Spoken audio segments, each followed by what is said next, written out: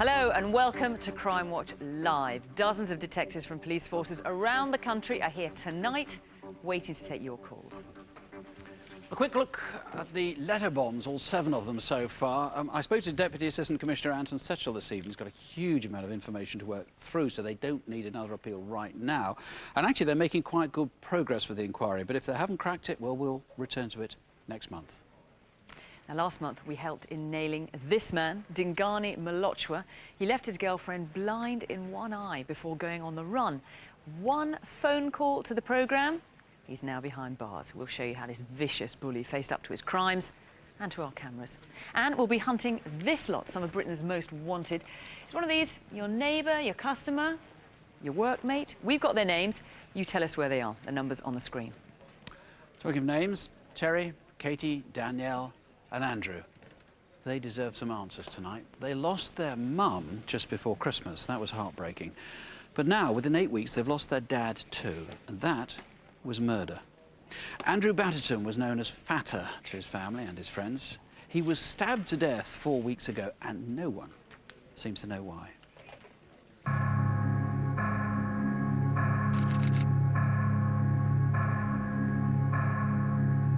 Someone's being stabbed. Yeah.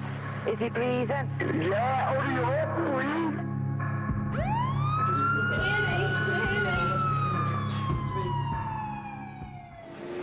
Come on, girl, hurry up, will you help me? Come on. You all right back there? Yeah, I'm all right. Come on then, get it sorted. Come on. All right, girls, all right. We're going out tonight, Dad. Going for a drink. No, I'm not. Come on. No, oh, I thought you're not going to the pub with me. We used to go, like, work together, drink together, go shopping together. Like, I was the daddy's girl.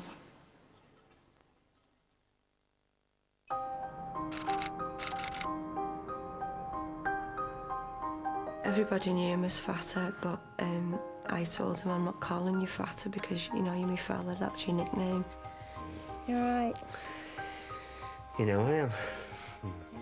We just sat in his room, got there, and he said, come and sit in here, because his flatmate was asleep on the settee in the living room. And we just sat listening to music, and I was sat on him, and I took one photo, and I said to him, I said, smile, because he wouldn't smile on the photos. Let's have a look. Oh, no. And I said to him, oh, I said, that looks seductive, you know. And because I said that, then he smiled, so I clicked it again straight after and got one of him smiling. Oh, I'm freezing. Freeze, I'm red hot, isn't it? In fact, I'm going to open the window. Oh. I left about 8 o'clock. We walked outside. Have you killed him out here? Yeah. And I gave him a kiss, and he said to me, he said, I love you. And I said, oh, I love you. I'm just glad I told him, because, I mean, I didn't know it was going to be the last time. And I'm just glad that he knows.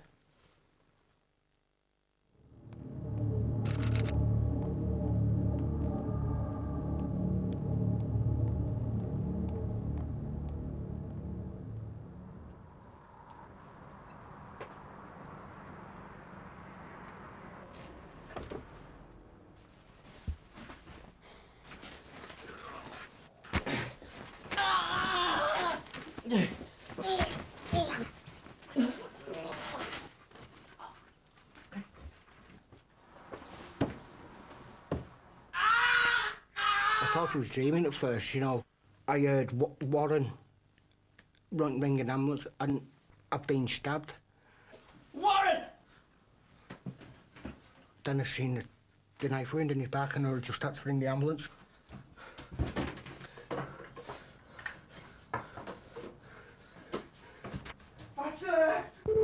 Ambulance emergency. What's the address of the emergency? It's flat 3 Hill Road, Widnes. It's been a stabbing. Oh, he's not very well, quick. Someone's being stabbed. Yeah. Who is it? It's my mate, he's my flatmate. Who's done this? I don't know. I haven't got a clue. And I asked him, I said, who's done it, Fat? What, who's done this? And he just shook his head. All right, is there any serious bleeding? Yeah. And when I looked at his back, it was just red. And you know what kind of red it was. Then all of a sudden, he just rolled over onto his back. And that's when I seen the chest. inches? Yeah, it's only just. Is he breathing? Yeah, hurry up, please. And that's when I knew I was losing him. So I just slapped him and I grabbed his hand and said, "If I had to stay with me, the ambulance will be here any minute."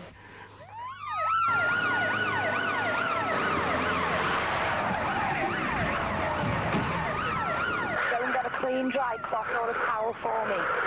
And press down hard where he's bleeding from. Keep the pressure on.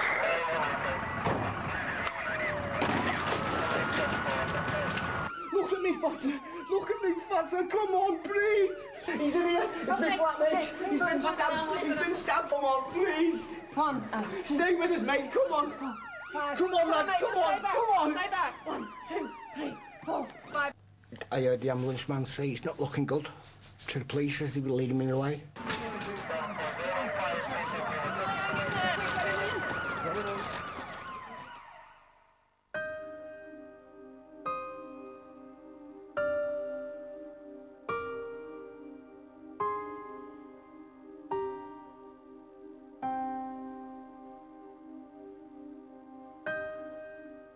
What he must have gone through, what he must have thought, and how frightened he must have been. All I want is the person to come forward, and then I can have answers. Why? I miss everything. You just want him back. It's be like what's just gonna happen.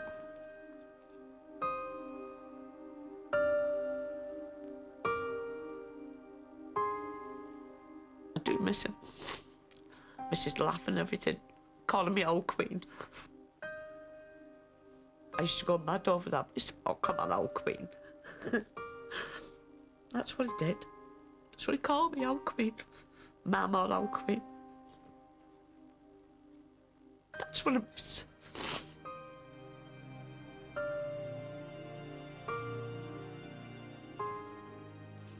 It's sad losing two parents in 8 weeks.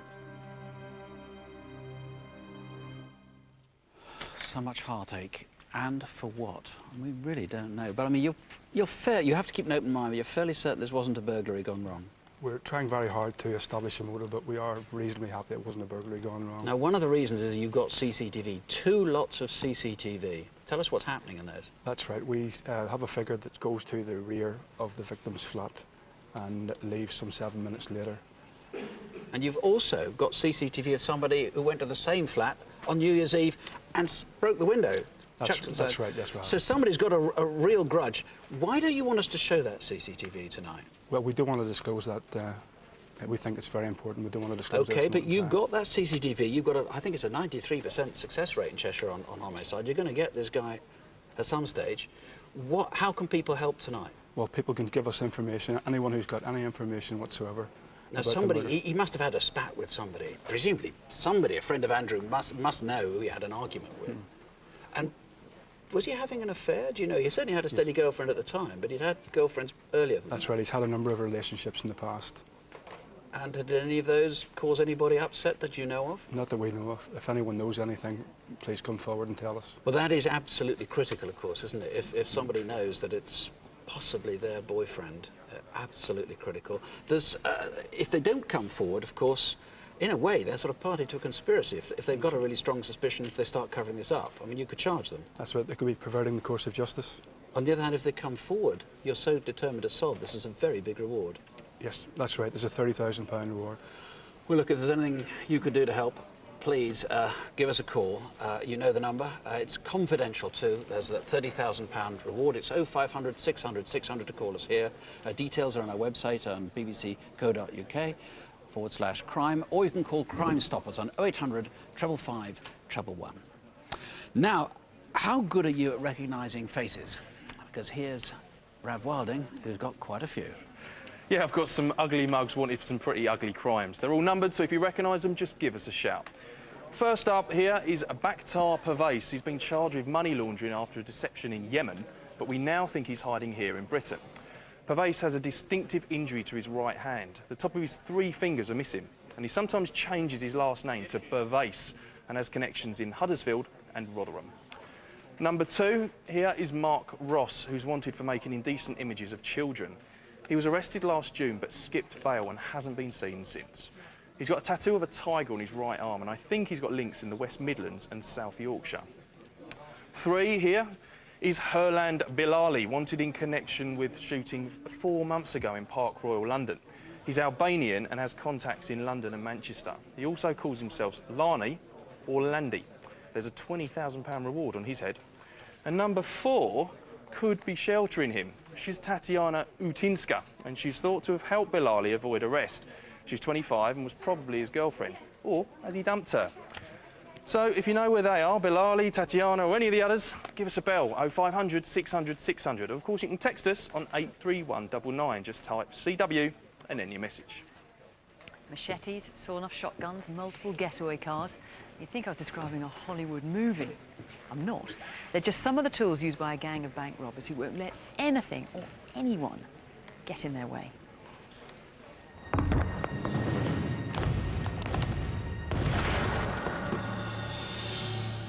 What we're dealing with is a violent bank job. There's 50 grand in that case. That's reward money for anyone who can help us put these people behind bars. We're talking about Barclays Bank in Horwich at the end of November. Right, Sue, I've got the kettle on. Ready to open up? Yeah, go ahead.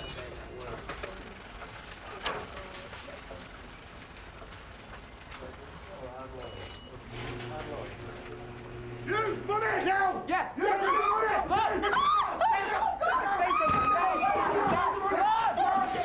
Get the door open now! I remember being thrown around the bank, you know, like a rag doll. I really did think I was going to die.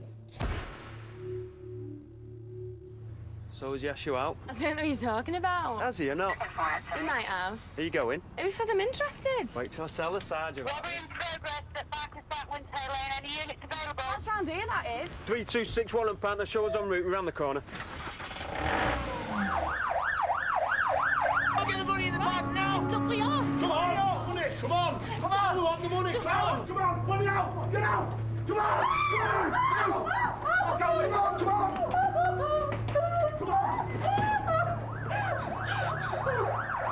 Nine times out of 10, we've either just missed them or we're not in the right place at the right time, but on this occasion, we were. 3261 kilo, we've seen the males now, they're going right. Terminate, red, Ford Focus, registration, Mike, Alpha 56, Oscar Papa Lima.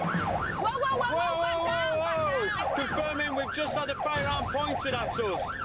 Right, rolling in road. The vehicle is now pulling away. Repeating, the vehicle is now pulling away. Come on, van.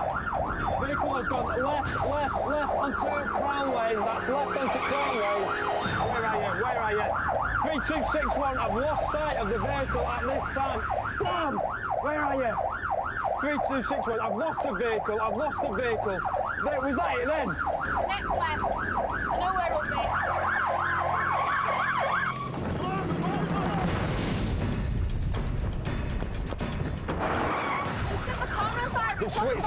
The switch cars, we'll let them off.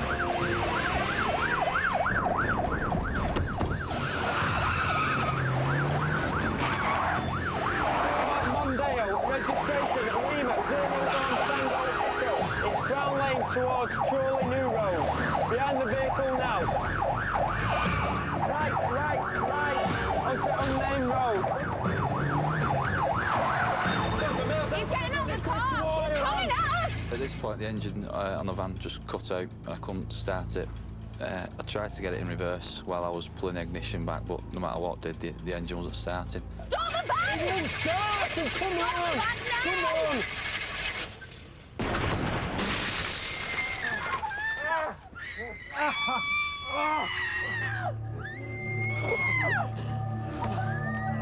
Get the door open! That's when I've seen a second offender pointing a shotgun straight at me again. And at that point, I thought that was it, game over.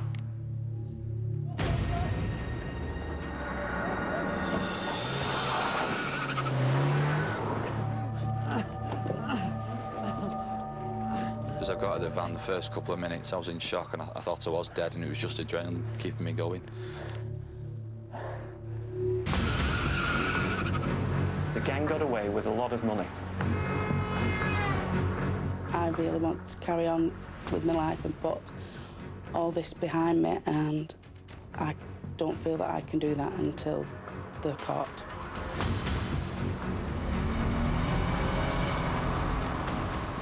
I'll never forget it, I'll never put it to rest, but it'll make me feel 10 times better knowing that they're in prison, they're not reaping the rewards of stealing the money and trying to kill me in the meantime, yeah.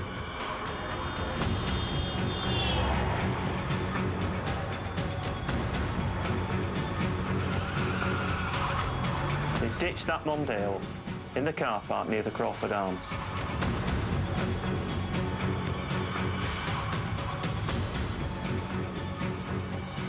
I want to speak to anyone that saw them get into a third getaway car. Before they actually kill someone, I need their names. We certainly do. And I don't know about you, but I thought those officers were incredibly brave to carry on following that car, even though that shotgun had been pointed at them. And they're very, very lucky to be alive, aren't they? Yes. I mean, this is a shotgun like the one that was pointed at them. And then there was a kind of machete as well. Yeah, it's actually called a bill hook, and this is used by the Forestry Commission. It's very old, it's about 20 years old, and it's actually got the name Bulldog on it. We'd be interested to know how the gang got hold of this. We don't need information about it, but it's No, how they just got how hold the of gang it. got hold of it. And the person who was using it was left-handed. Yeah, he was, and in a previous robbery that we believe may be connected with it, a machete was held in that robbery. It was used to hack the arm of one of the bank employees, and a tendons were severed during that attack as well. How terrifying. And there's a big height difference between the two of them, isn't there? Yeah, the shorter man's about 5'6", and the gunman's about 5'11". So it's a bit little and large, isn't it? Yeah, but I do want to stress the left-handed business with this bill hook. I mean, the little guy was almost comical because, well, comical if it hadn't been so serious, Yeah. because he was struggling to get over the gate and the bank wasn't, and he sort of fell over it in the end. It almost fell over. And they were wearing distinctive, or certainly the gunman was wearing distinctive clothing. The gunman was wearing a black Armani jeans tracksuit, which actually had the white logo down the leg of that, and the other guy was wearing a grey hoodie with blue and white striped Adidas bottoms. So the key thing is, I mean, you've got this bill hook machete type thing. Where are the guns and where's the money? Because a lot of it was taken, wasn't it? Yeah, we think the stash is still out there somewhere. We want to know where that is now, where the guns are right now, and who did this, because people in that area, we believe it's a local team, Bolton, Wigan, Leigh, people out there know who did this, and we want to call. Now, there's a £50,000 reward, which is a massive reward. And I want to give that money out tonight. Well, they might be tempted to call in, but they might be terrified as well. Who could blame them after what they've seen? Yeah, every day when people give us information now, we protect their identities. We'll meet them in secret. No one need ever know that they've spoken to the police. And that's our commitment to them. Well, if you can help, call Dave and his team here, 0500 600 600. Or you can ring Crime Stoppers anonymously if you want to on 0800 555 111. In one of the most shocking cases of domestic violence, last month we were on the hunt for this man, Dingani Malochwa. He did this.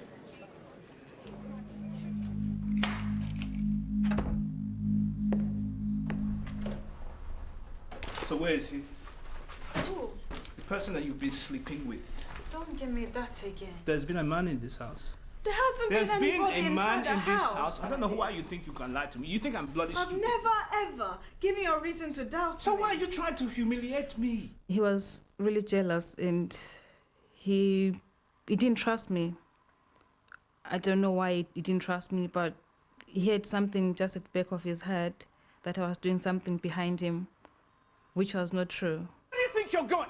He has beat me before, so I knew he was going to do the same. Police! Hello? Hello, can you hear me? You bitch. Hello? I covered my face and he continued to punch me and to kick me. And I just begged him to stop hitting me. You think you can play with... Quiet! Shut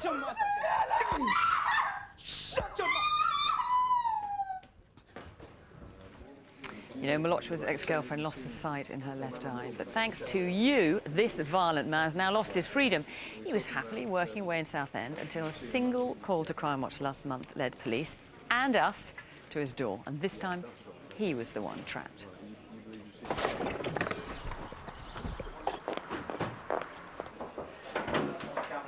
Danny. Hello. Hello. My name is Liz Hopkinson from Bolton Police. Oh, all right. okay, yeah. To tell you that you're under arrest for assault. Yeah. You do not have to say anything, Okay, but well, it may harm your defence if you do not mention when questioned something which you later rely in court, and anything you do say may be given in evidence. Watch your head going in.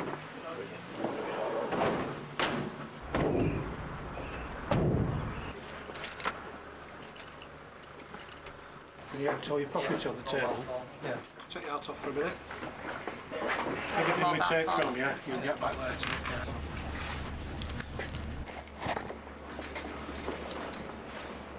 Can you slip your shoes off and leave them outside the door, please?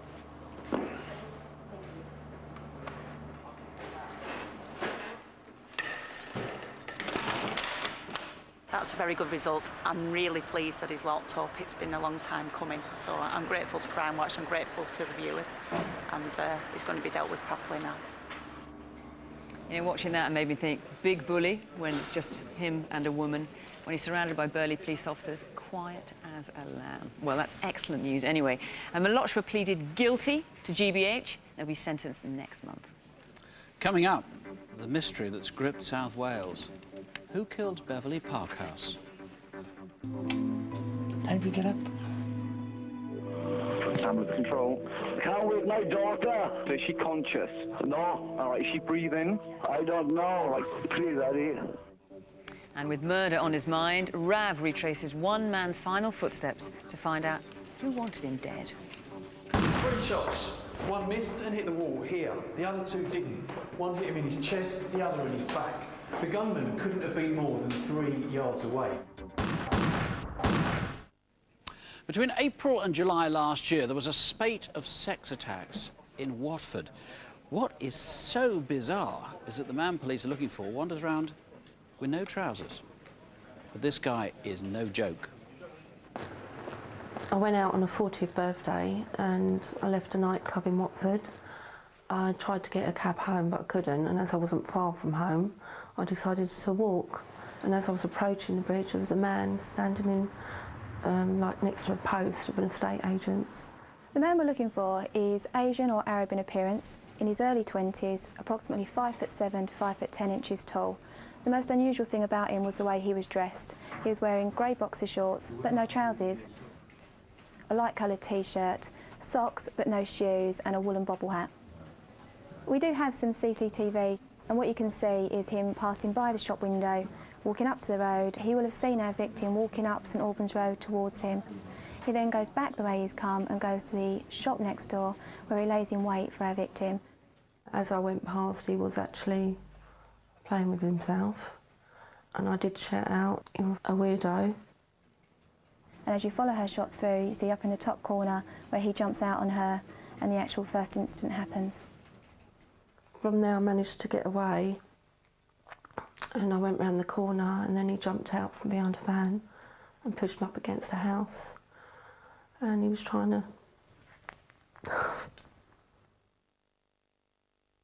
and he proceeded to push me down to the ground. I managed to get up and started kicking him, and somebody come out because I was screaming for help, and he called the police for me, and then they brought me home. I think it's disgusting, and I think he needs to be caught. Well, he certainly does, and that was just one of a number of attacks that took place in Watford. The Clarendon Road seems to be a sort of hotspot for him, and it was between April and July last year. Why did he stop? Where is he now? Did you see him? I mean, let's face it, he's going to have stood out with no trousers and no shoes. Last summer, incidentally, a man fitting his description was spotted in the area wearing a scarf around his face, even though it was boiling hot at the time. I mean, come on, there's the fit. Somebody's got to know who this guy is. We've got his DNA. If you suspect anybody, if you think you know who he is, we need to catch him before he strikes again. Please, the number's 0500 600 600. And if you've been the victim of a crime, victim support lines on 0845 30 30 900. Peter Odilwale was a larger-than-life character in the garage music scene, popular guy who people turned to for help. So why would someone shoot him in the back? Rav went back to the estate where Peter spent his last hours in search of the answer. You can't actually believe it, that something like this could happen. Peter was definitely no gangster. Peter wouldn't even hurt a fly. I didn't just lose a father, I lost a friend. It's like a guardian angel, someone that showed me right from wrong, like, you know, the right path, the wrong path. Peter Odilwale, or Peter La Cosa Nostra as he was known, was murdered last April on a Hackney housing estate. Nobody seems to know what he was doing there or why he was killed. But people do know what happened to Peter. They just won't say. And it's not as though people didn't know who he was. Peter was a promoter, one of the biggest promoters in the UK garage scene. He put on, over the course of the last few years, put on some of the biggest events in the country. You know, Peter was not into the guns. He wanted the guns well away from his raves. He didn't deal with drugs. He didn't deal with them sort of guys at all. Mum, I'm just going up east on business, yeah? See you later. If Peter wasn't a man who went looking for trouble, how did he end up in it so deep that night? I saw him go to a saloon car. He didn't go in his own car. There was a man and he opened the door for him. Somehow I had not a very good feeling about it. It was the last time Peter's mum saw him alive. 1 hour later, he's in Fellows Court, Hackney. He spent some of the next 3 hours in this building. But where?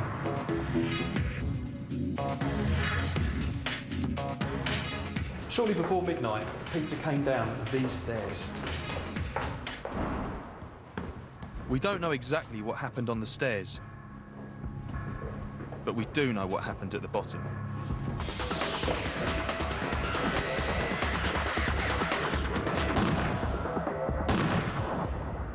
Three shots. One missed and hit the wall here. The other two didn't. One hit him in his chest, the other in his back. The gunman couldn't have been more than 3 yards away. So was he one of the people Peter went to see that night?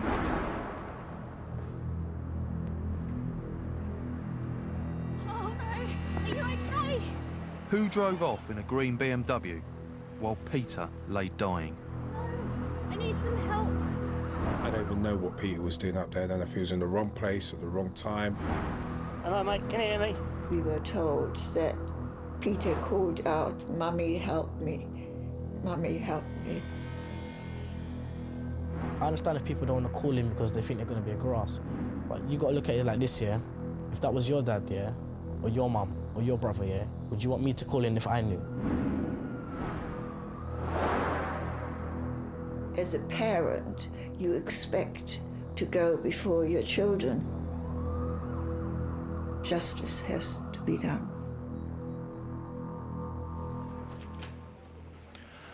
Well, I'm joined now by Peter's brother Chris and DCI Scott Wilson in charge of the investigation. Chris, how has this affected you?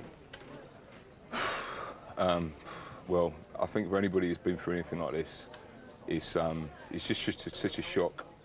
You know, I feel sick, really. The whole thing just made me angry.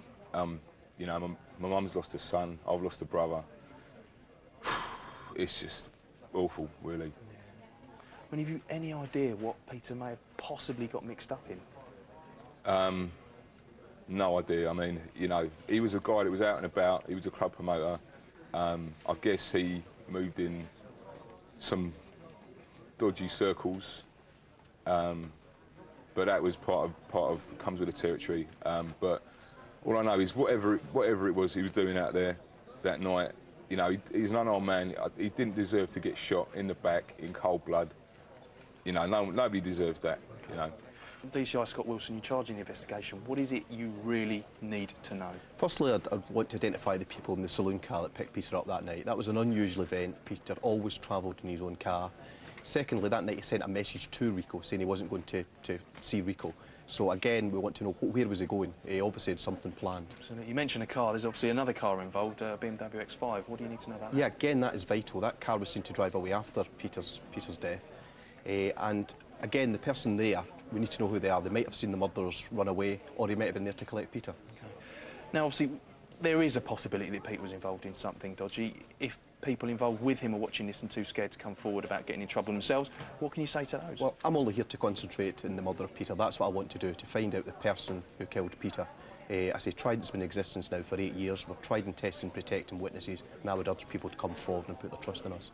You mentioned Trident, the Met Unit tackling gun crime in the black community. You've been extremely busy this week. 2 very high-profile cases, a murder in Streatham in South London and another in Peckham. How are those cases going? Yeah, the case in Streatham, there was 300 people at the ice rink there on Saturday evening. Again, with only 100 people have came forward, so there's still 200 people who could be witnesses, and I would urge those people to come forward. OK, well, let's make it happen.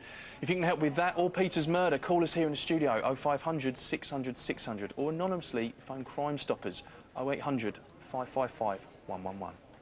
And a lot of calls already coming in. We've got some really interesting ones in the Bolton armed robbery. We've got 4 names that the police are really interested in. One guy's been named twice. And we've got some great results from other programmes to tell you about now.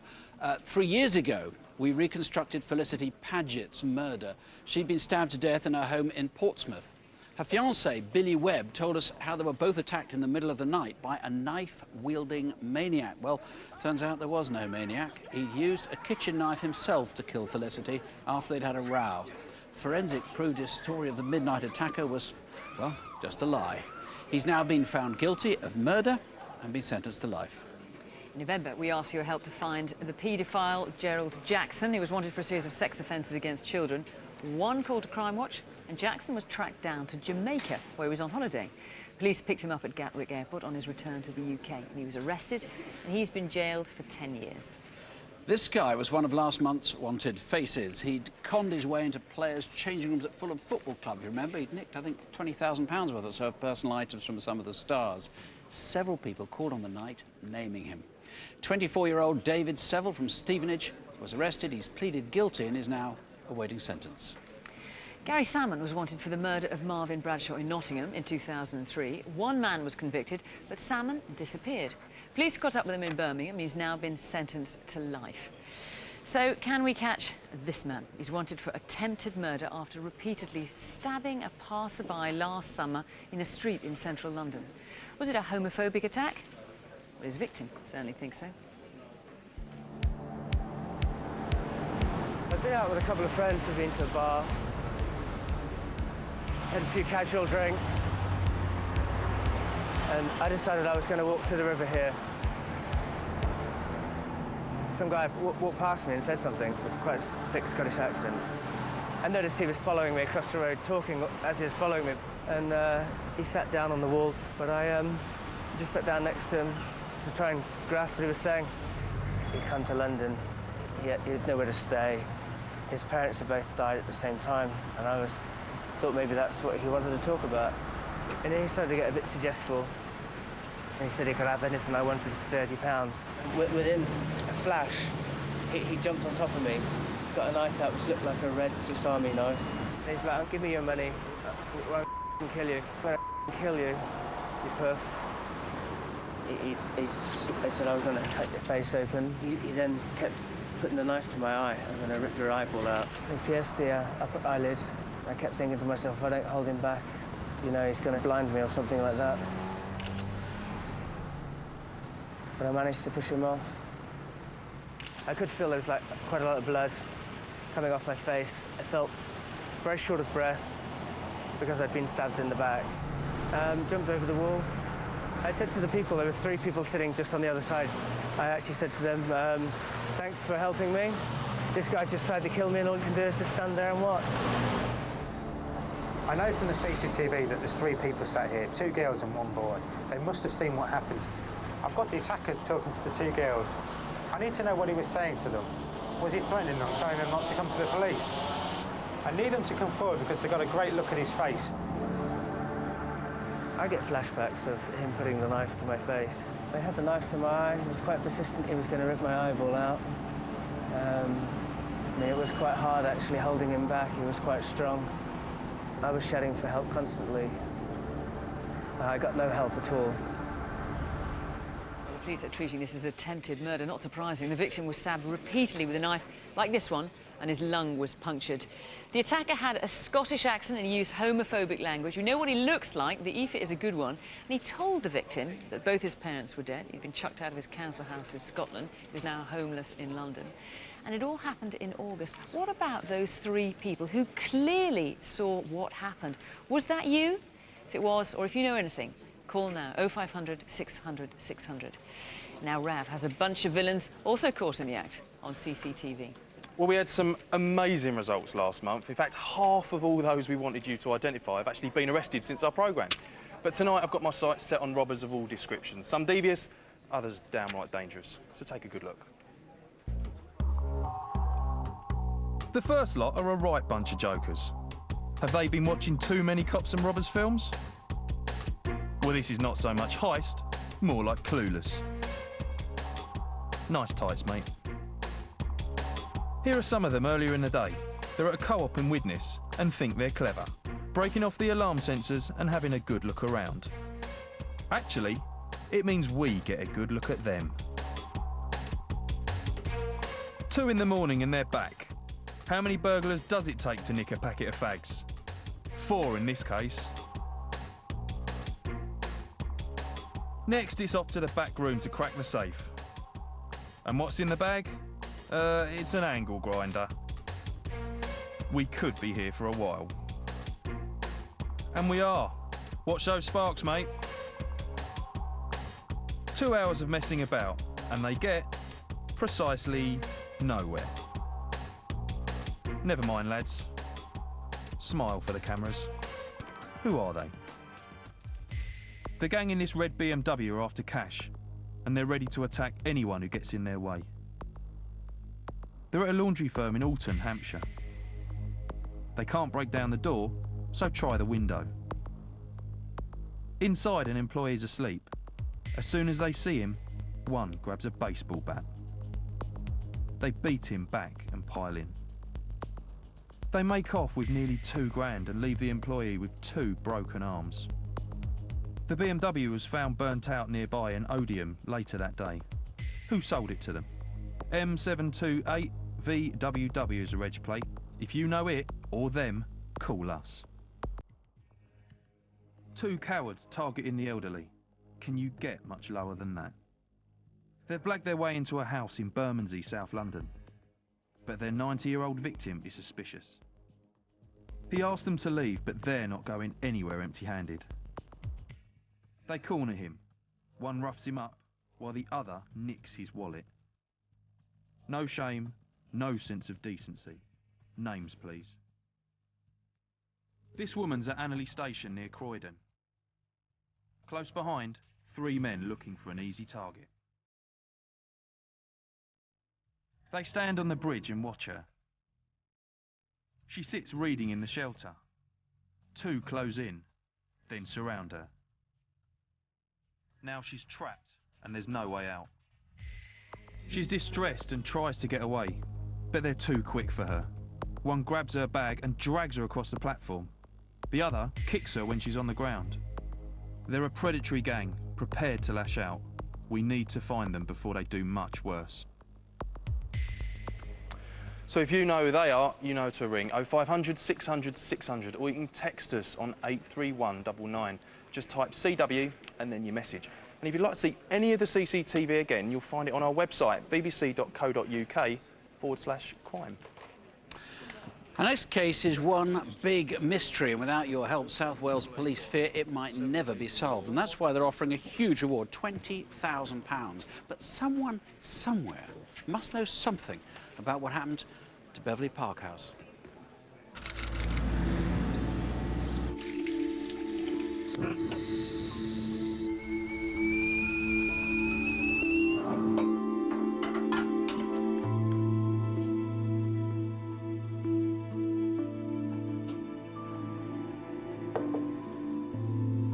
Bev, time to get up. Shake a leg as a good girl. on, love. Time to get up. Come on, love. Time to get up.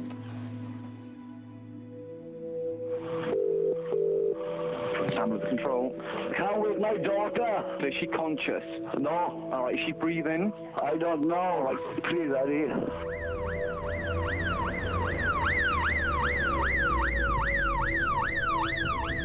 When we first arrived at the scene, Beverly was dead in bed. There had been a fire in the bedroom, but there was no sign of any breaking into the house. There was no sign of a struggle in the bedroom, and Beverly was a smoker.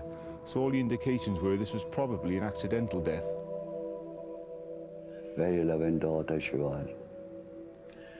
She stayed at my house quite a lot. She did, after my wife died. I've known Bev since we were 17-year-old. That's when we first met. I was attracted to her. She was so pretty. She had long black hair. She was funny. Oh, we had some good times, really good times. And then we was married for 27 years.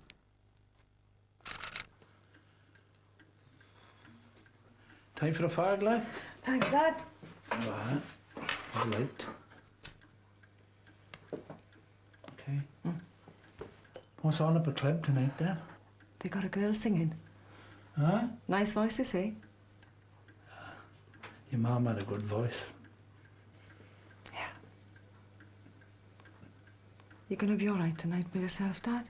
Yeah, it'll be all right, don't worry. There's plenty on the box, isn't there? You sure?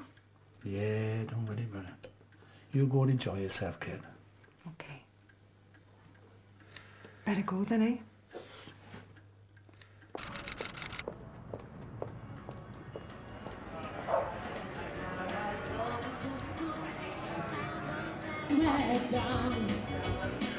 Oh, you Bev, love. All right. I like the top. A very Minnie Mouse. What's wrong with it? Dad likes it. Nothing, love. Now listen. You know the rules. Whoever comes in late gets to the bar for the extra round and make mine too. Greedy.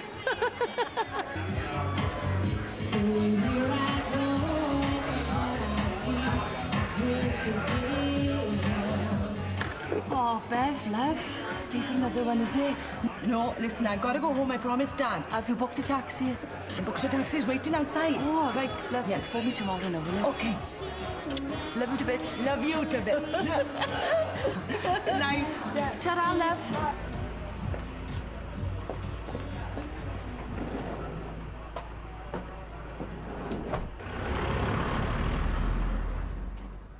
Dad? In the back, love. Surprise, surprise. How did it go then, kid? Oh, it was great, Dad. I had a fantastic time. Aye? The singer was fantastic. Oh. Really brilliant. Yeah. Many up there? Oh, yeah. All the usual crowd. All the same old suspects. You know, I think I've done a little bit too much dancing. I think I better go to bed. All right, kid. Off you go. Good night, kid. Good night, Dad.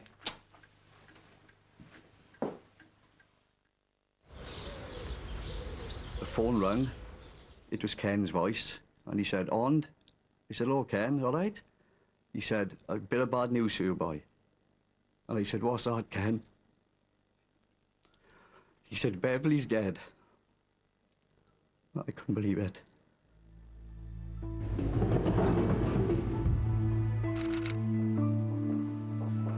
Well, let's just say it may well change your investigation. Beverly Parkhouse's blood showed low levels of carbon monoxide. It means she never inhaled the fumes. She was already dead. She's been murdered, probably suffocated. It was unbelievable. The first thing, you've lost your wife at 46-year-old. And then she'd been murdered. It just don't happen to people. It just don't happen. Exactly what happened to Beverly that night remains a mystery, but what we do know is there was no sign of a break-in. So how did the killer get into the house?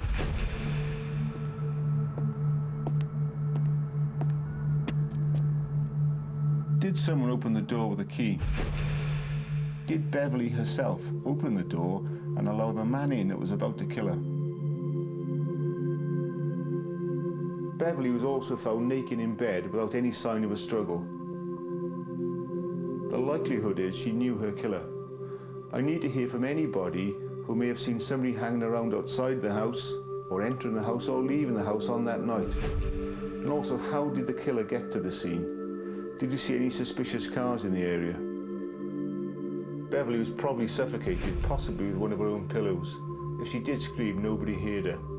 Not even Ken, who was only a few feet away, was aware his daughter was being murdered. There are 2 items missing from the house. The first is an orange disposable lighter from the kitchen. Was this used to start the fire? The second is Beverly's mobile phone. We know that she used that phone shortly before her death. The killer thought it important enough to take with him. Where are these 2 items now?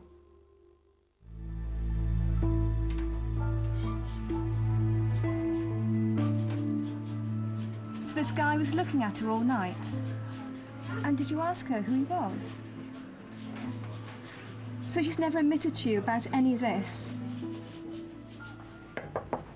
You never guess what, boss? It looks like our Beth was having an affair. No, I never thought she had an affair at all. No suspicion. There's no way. And she wasn't the type of person. Exactly what happened to Beverly that night remains a mystery, and people will naturally jump to conclusions over who was responsible for this murder. I've got a problem. I've got people with a motive and no alibi. I need to keep an open mind. I believe there are people in the community who know more. What we do know is that someone in Ogmore Vale is a killer and is at large. Now, if Bev was having an affair, with whom? Had you heard anything? Had she said anything to you? Did you see her with anyone? It's really important, any suspicions at all, that you divulge them, please. And Bev's phone is still missing. It was a silver Samsung T100. There's some clever technical work being started now, which we hope could soon produce a breakthrough, but we absolutely need to find the phone. And work's being done on the phone, work's being done on forensics as well, but ultimately it's so important that we hear from people in the community who saw Bev with anybody or heard anything. And in fact, police are so worried that about who this killer is, they're offering a huge reward, £20,000. Please give us a call here in the studio, 0500 600 600. If you prefer to call locally, the incident room is on 01656 306 099. Now here's Rav with some people we know about, but all of them need to be caught. Right, have a butcher's at this lot. We've already got some good calls coming in on the first 4. Number 5 here is Ben Chambers, wanted for a serious assault and possession of firearms. He's in hiding after skipping bail. He's 5'10" and has a gold tooth. He also has connections in Plumstead and Greenwich in London and the Greenhive area of Kent. Number 6, this guy is a registered sex offender, Darren Slaney, also known as Slaz. This time he's wanted for an offence against a child. Now, you'd know him if you saw him, especially his tattoos. He's got swallows on both hands and a lion's head on his right arm. Now, he could be violent, so if you see him, don't take risks. Number 7 here is Alan Foster. He's wanted for the murder of David Rice. He was shot 8 times on a beach in South Shields last May. Foster is known to travel to Mallorca and the Canaries. He's also got links in Canning Town in London and Essex. He sometimes uses the alias Sean Wilkinson, but whatever he calls himself, call us. And finally, my number 8 is this guy, Dennis O'Brien. He's wanted for drugs trafficking and money laundering after, get this, £166 million worth of cocaine was found in a warehouse in Rotterdam back in 2005. Now, that was one of the largest seizures ever made by British police. O'Brien is from Liverpool, but we think he could be in Spain. He's also known as Dennis Kelly. So if you've seen him or any of them, give us a ring, 0500 600 600. News on arrests. Now, you remember last May, Special Constable Nisha Patel Nasri, she was stabbed on her doorstep. Since our reconstruction, a second man, 35-year-old Jason Jones, has been charged with murder. Last month we appealed after a 16-year-old girl was raped in Wood Green in London. Her attacker, you might recall, wore a distinctive 2-pack T-shirt like this one. Well, police have now charged a man with rape, kidnap, false imprisonment and aggravated burglary. In November, we showed you shocking CCTV images of the murder of Charlie Butler, gunned down in the street just yards from his front door. Now, 2 men from Croydon have been charged with murder. Douglas Johnson and David Austin will face trial later this year. Terry O'Neill was wanted in connection with a murder and an attempted murder in London's Canning Town. He was tracked down to the Netherlands, where he's now awaiting extradition back to the UK. And finally, last May, we reconstructed the brutal murder of 22-year-old Lucy Hargreaves. She was shot dead in her home in Walton in Liverpool, and her house was then set on fire. Now, Kirk, Trevor Bradley and Anthony Downs have been charged with murder, but police still want to trace this man in connection with Lucy's murder, Kevin Parr. He's very distinctive, 6'5", cropped ginger hair, a 1-inch scar on the back of his head, and he also uses the name Joseph Kenneth Parr. If you know him or you see him, don't approach him. Call us. There was an attack in Bordsley Green in Birmingham last night, and it's almost certainly the guy who attacked a vulnerable young woman just before Christmas. Detective Sergeant Jane Corrigan has been retracing the victim's steps. I come out of the hospital and walked over to the bus stop, and then he turned up, and then he tied my hands around the back with some rope and put a knife to my back. I told him I wanted to go home and that I was scared. He said, if you scream, I'll stab you. Would have been about 6 o'clock on the 14th of December. Bordsley Green East is the road, major arterial route out of Birmingham city centre. Rush hour traffic, Christmas traffic coming out. So these are potential witnesses that we really need to come forward. Somebody must have seen something at that time. He's an Asian male, 20 years of age, 5'8", 5'9". He's got a goatee beard, wearing a black bobble hat on the night, black 3/4 leather jacket, black joggers with a white stripe down the side. We've left the bus stop and he's walked her up this road past the McDonald's. And we've already passed an alleyway, so he had plenty of opportunity to take her somewhere secluded, if that's what he was looking for. He had some purpose in coming past these shops. He knew exactly where he wanted to go to. What has made them blend into the crowd? He's got a knife to her. Her hands are tied with string. She was fearful, petrified, so she's come along and complied with what he wanted. We've walked quite a long way from the shops. That's a good walk down here, yeah, quite a few hundred yards. And this is the part where he brought her to. This is just tucked right in between these houses. I would never have guessed that this was a park. If you had no knowledge of this area, you would just drive past it every day, you wouldn't see it.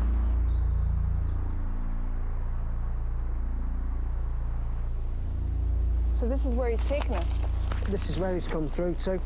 I can't imagine how frightened she would have been on that night. It's been so dark. There's no light in here at all, is there? Not at all. This stump here is where the attack took place. One of the things we know that he's also done here is he smoked. He smoked Richmond cigarettes. That's what our attack victim has told us. So after the attack, he's come out of the bushes? He's coming out of the bushes and he's then run off down this alleyway into what's known as Finnemore Road. It stopped me going out on my own. And it stopped me being around men and stuff. I'll start going out more when I know he's been caught. Somebody in this community must know who this guy is. I mean, we've got so many clues. Somebody's brother, somebody's son, perhaps even a boyfriend. Somebody knows who this man is. And as we were saying, he was out again last night. He's a pretty unpleasant guy. And it was the same area, 40 yards where the first girl was attacked, just by Heartlands Hospital. This time you got some pretty good clues about him. We did. I mean, we've got a better picture of him now. What we think is he's attracted to a fuller figure female and that he may have a breast fetish. This may be something that a girlfriend might be able to help us with. So any former girlfriends who recognise that guy and know about a breast fetish, and he goes for quite big girls generally, doesn't he? That's right. We also know that he's got an Asian accent, and last night his victim described that he smelt of cannabis. We have his DNA, so we'd like to reassure people if we can rule out any innocent people not involved in this attack. Last night he ended this attack only because his phone rang, and that rang to the tune of Smack That by Akon.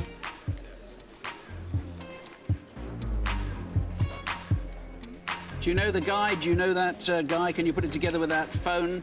Can you put it together with a breast fetish? Were you a girlfriend of his? Interestingly, we were attacked by him because although the first girl had her hands behind her back and he hid that by putting a coat over them, he had this incredible chutzpah just going through the rush hour with that.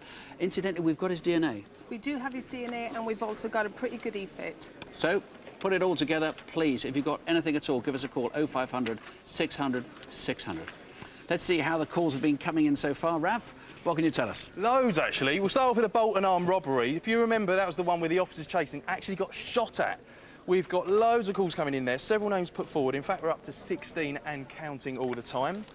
Now, then we showed you the Watford trouserless attacker. Remember, we showed you the e-fit of that guy. We've had several names put forward, but we've had 2, which are exactly the same, which is fantastic. We've already got addresses and sightings flying in for the wanted faces, and we've had the same address twice for one of them. Could it be you? And remember Peter Odewale, remember we showed you the music promoter that was killed, murdered in fact, in Hackney last year. I have to point out there's in fact a £20,000 reward on that one, so that's got to inspire someone to call in there. Phones are still buzzing in. There's loads more stuff to tell you in the update programme, perhaps a little bit later than usual, but stay up and watch it, it's surely worth the wait. And details on tonight's cases are on our website, bbc.co.uk/crime. And our phone lines are open until midnight tonight and from 7:30 till midnight tomorrow. We're back after question time with, we hope, some answers of our own. In fact, looks like we'll have a lot. That's Crimewatch Update at 11:30, half an hour later in Wales. Please join us if you can. And Crimewatch itself is back live on Monday, the 5th of March. Whatever happens, at least on our account, don't have nightmares, sleep well. Good night. Good night.